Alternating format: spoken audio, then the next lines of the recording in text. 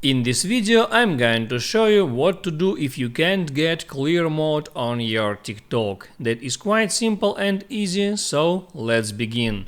And first you can open up your app store, search there for your TikTok app and check if it's new update for your TikTok application, and if this button says update, just hit on that button and wait until update is complete. And now you can go back to TikTok, just hit open to check if this option is now available for you.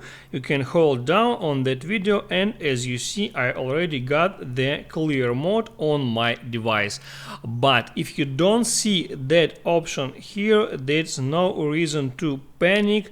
Just keep patient because TikTok doesn't give the update option, the new features, to all accounts at once. If you don't got this option, just wait for a some time until this option will be appeared on your account too.